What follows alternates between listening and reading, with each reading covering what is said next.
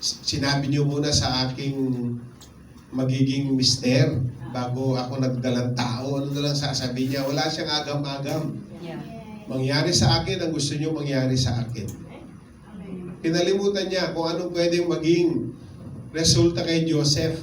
Maaring hindi maintindihan ni Joseph, pwede magwala, mag-inom ng 4 kantos at magwala sa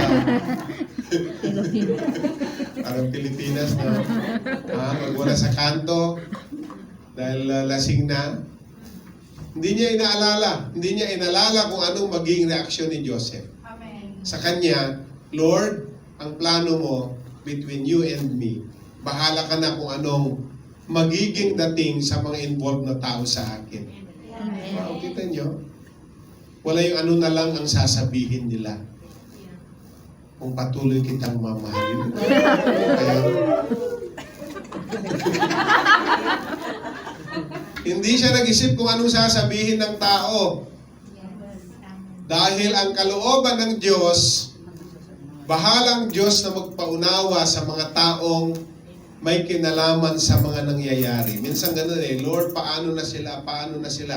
Hindi, ang mahalaga, ikaw muna. Amen. Pag naintindihan mo, bahala na ako sa lahat ng related sa iyo, sa lahat ng involved na tao sa problema mo. Amen. Minsan, Lord, wag naman, paano na lang sasabihin nila? Teka, Diyos, kaya nga siya Diyos Alam na niya lahat. Kita na niya ang dulo sa simula. Di ba? Yes. Kaya inaalala natin na ano na lang ang magiging resulta nito. Bahala na si Lord yan. So nakita natin ang kanyang humble submission to God's plan. So, i-highlight natin ang obedience ni Mary na nagbigay daan para ma-fulfill ang promise ng Diyos by sending the Messiah through her. Diba? Ayaw mo ba na na-fulfill sa iyo ang mga prophecy ng Diyos sa Biblia? Amen. Diba? Yung pagsunod natin sa Diyos ay ginagamit natin ang ating mga sarili na maging instrument para ma-fulfill ang mga promises ng Diyos sa Bible. Amen. So God's promise of sending the Messiah. Imagine natin mga kapatid, si Mary, ang sabi nga nila, between 12 to 17 years old si Mary dito. Bata, no? Mga sabi niyo, buti pa si Mary, ako 45 na. Huwag kayong mag-alala. Baka wala na susunod na Jesus. Isa lang po ang Jesus. Pero ang edad dito ni Mary, as per the research, between 12 to 17. So, alam niyo nung araw, mga bata nag-aasawa, no? Amen. Yung aking nanay, sa aming istorya, 16 years old siya nag-asawa. Yung aking nanay. So, natanong niyo ba yung mga nanay niyo kung anong taon naman sila? Amen. Kasi inabutan sila nung panahon na mahawakan mo lang yung kamay, ay, sumbong kita sa tatay ko, pakasalan mo. So, nung araw ganon. Amen. Kasi panahon ng Kastila yan, touch me not, noli me tangere, di ba? Huwag mo akong salingin. Ibig sabihin ng noli me tangere. Amen. Huwag mo akong hawakan, huwag mo akong salingin. Sabihin ng noli me tangere. Hindi po pangalan yung noli. Okay, kasi may nagbasa ng libro, noli me tangere. Reklamo siya sa teacher niyan. Binasa ko ng buong libro, hindi ko nakita si Noli. Kasi si Noli ay hindi character. Amen. Di ba? Noong araw gano'n, mahawakan mo lang, kailangan pakasalan mo na siya. Imaginin ho ninyo ang senaryo. Isang bata, ordinaryong babae, nakatanggap ng life-altering news. Isang balita na magbabago sa kanyang buhay mula sa anghel.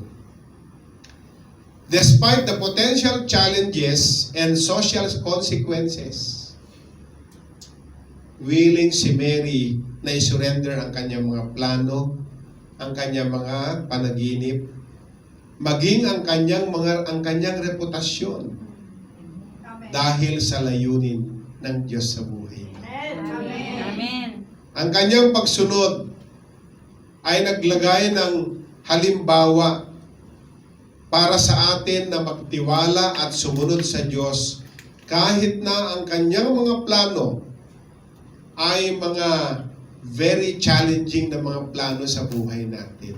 Amen. Kahit na ang mga plano sa buhay natin ng Diyos ay life-altering plans katulad ng kay Mary. Dapat masabi din natin, be it unto me according to your word. I am the Lord's servant. Wow! Amen. Amen. Yan ang mga sagot ng pang-Miss Universe. Philippines, di ba? Be it unto me according to your word. I am the Lord's servant. Let's go to number 2. Tapos na si Joseph. Tignan naman, ay si Mary. Si Joseph naman. Joseph's trusting obedience. I-explore natin ang initial dilemma ni Joseph nung ma-discover niya na buntis si Mary. Ay nagkaroon siya ng desire to end up their betrothal privately. Kasi nung araw, kapag engaged na fiancé na ang tawagan, pag engaged na ang lalaki at babae, they are considered husband and wife na. Pero hindi pa nila pwede i-consume ang marriage bed kasi mangyayari lang yon pag sila'y nakasal. Okay? Tandaan po ninyo, yan po ang tradisyon, kultura nila sa unang panahon. Pagka will you marry me, yes, ang turing sa kanila husband and wife na. Kaya lang, minus the consummation of the marriage bed kasi hindi pa sila kasal. Pero ang tawag sa kanila ng public, mag-asawa na. Maliwanag po ba yun? Siyempre, iba na ngayon. Huwag ko na ikwento, alam nyo naman na. Diba?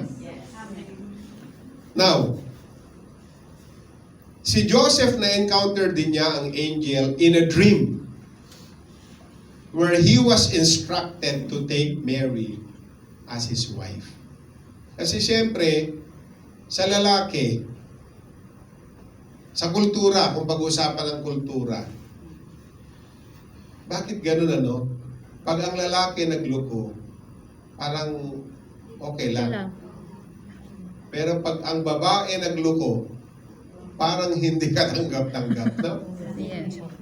Di ba ng kultura natin? Bakit ayaw nyo mag-MM? Ako, binibigyan ko na nga kayo ng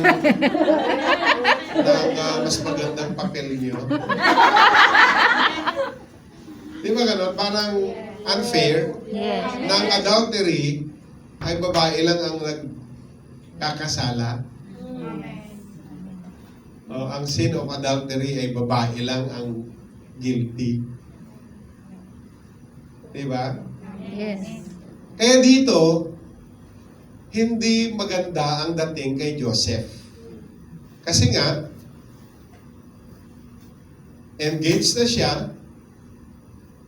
wala pang consummation of the marriage bed, tapos buntis ang kanyang misis. Di ba?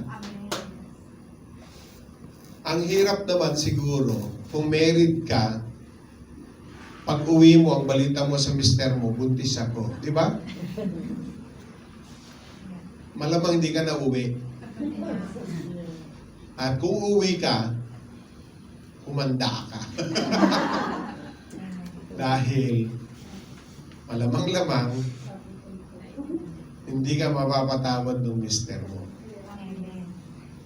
Hindi niyo ba yung kwento ko? Amen. Hindi, ginagawa ko lang itong para maintindihan ninyo. Instead, pasalubong mo yung iPhone 12, the iPhone 15 na pala ngayon ng mister mo, salubong mo yung pambili ng tricycle, sidecar, ganyan, no? Anong balita? Sabi ng mister mo, mabuting balita. Ano yun? Aking SME. SME Mrs. no? Aking Mrs. 3 months akong buntis. Ay siguro, Hindi ka maglalakas loob na umuwi pa. Noong mga late 90s, meron pong ganyang problema dito sa Hong Kong hindi member. Kaibigan ng isang member natin na kailangan niyang magpa-counsel. Dahil siya ay litong-lito. Dahil ganyan nga istorya, pamilyado, tapos dito, nagluko, nalaman ni Amo, nirelease. So, 14 days lang yung visa niya, hindi na niya kailangan mag-stay ng lampas 14, kaya niya umuwi. Ngayon, saan siya uuwi? Hindi niyo malaman. So, dinala sa amin para counselan. Dalawa lang yan. It's either umuwi ka sa inyo at sabihin mo, or alam mo naman kung anong pwedeng gawin ng mister mo. Kung anong masasabi mo, ay naku, pag nalaman ng mister ko po ito, patayin talaga ako nun. Yun po ang salita. So, mahirap po umuwi sa inyo. Kasi papatayin ka ng mister mo. Diba? Siyempre, alam nga sabi mo sa'yo to, 2 years ka to eh. Paano naging akin yan? Hindi naman tayo nagkita ng 2 years. Hindi naman pwede ipadala yan sa LBC. Hindi ba kayo? Amen. So, kita mo yung kanyang dilema, si Joseph. Pero, settled na si Mary eh.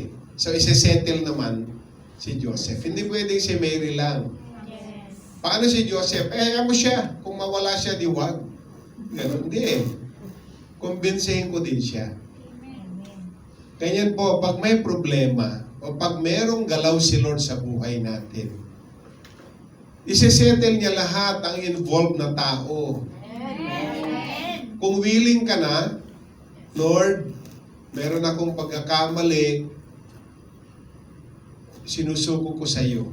Paano naman yung mga involved na tao? Minsan, bago dumating yung pagtatapat natin, sinettle na ni Lord yung heart ng tao. Amen. Na nagtataka ka sa reaction niya na parang tinurukan siya ng anesthesia na hindi niya naramdaman yung sakit habang pinagkwento mo. Pero siyempre, yung anesthesia, mawawalan din ng visa. Diba? O maya-maya lang, o bukas, parang ngipin yan eh. Tinurukan ka ng 3 anesthesia dyan. Binunot, walang pakiramdam. Diba? Pero pag lumipas na yung visa ng anesthesia, yan, kaya bibigyan ka ng mefenamic acid para panglaban sa kirot. May panglaban dyan. Pero makita mo ang puso ni Joseph, inihanda din ng Diyos eh. Diba? Dahil nung narinig niya sa instruction ng angel through a dream na